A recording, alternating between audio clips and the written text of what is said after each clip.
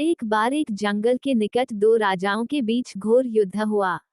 एक जीता दूसरा हारा। सेनाएं अपने नगरों को लौट गईं। बस सेना का एक ढोल पीछे रह गया। उस ढोल को बजा बजाकर सेना के साथ गए भाट व चारण रात को वीरता की कहानियां सुनाते थे। युद्ध के बाद एक दिन आंधी आई। आंधी के जोर में वह ढोल लुढ़कता पुढ़कता एक सूखे पेड़ के पास जाकर टिक गया। उस पेड़ की सूखी टहनियां ढोल से इस तरह से सट गई थीं कि तेज हवा चलते ही ढोल पर टकरा जाती थीं और धमाधम धमाधम की गुंजायमान आवाज होती। एक सियार उस क्षेत्र में घूमता था। उसने ढोल की आवाज सुनी। वह बड़ा भयभीत हुआ। ऐसी अजीब आवाज बोलते पहले उसने किसी जानवर को नहीं सुना था। वह सोचने लगा कि यह कैसा जानवर है जो ऐसी जोरदार बोली बोलता है, धमाधम। सियार छिपकर ढोल को देखता रहता, ये जानने के लिए कि यह जीव उड़ने वाला है या चार टांगों पर दौड़ने वाला। एक दिन सियार झाड़ी के पीछे छुपकर ढोल पर नजर रखे था।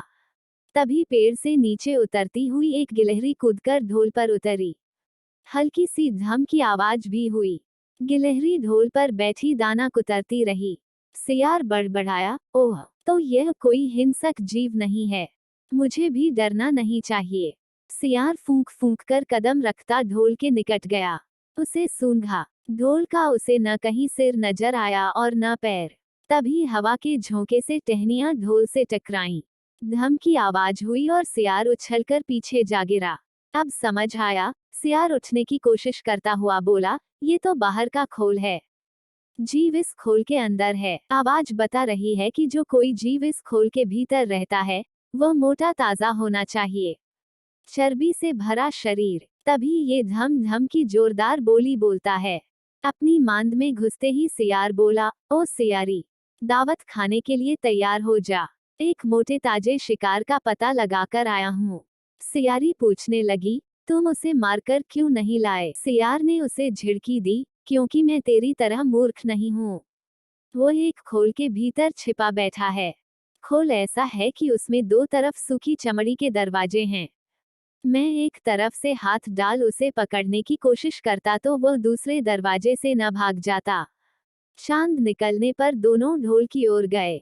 जब वे निकट पहुंच ही रहे थे कि फिर हवा से टहनियां ढोल पर टकराईं और धम धम की आवाज निकली। सियार सियारी के कान में बोला, सुनी उसकी आवाज? जरा सोच, जिसकी आवाज ऐसी गहरी है वह खुद कितना मोटा ताजा होगा। दोनों ढोल को सीधा कर उसके दोनों ओर बैठे और लगे दांतों से ढोल के दोनों चमड़ी वाले भाग के किनारे फाड़ने। जैसे ही चमड़ियां कटने लगी, सियार बोला, होशियार रहना। एक साथ हाथ अंदर डाल शिकार को दबोचना है। दोनों ने हूं की आवाज के साथ हाथ ढोल के भीतर डाले और अंदर टटोलने लगे। अंदर कुछ नहीं था, एक दूसरे के हाथ ही पकड़ में आए। दोनों चिल्लाए, हैं, यहाँ तो कुछ नहीं है, और वे माथा पीट कर रह गए। सीख, बड़ी बड़ी शेखी मारने वाले लोग भी ढोल की तरह ही अंदर से खोखले होते हैं।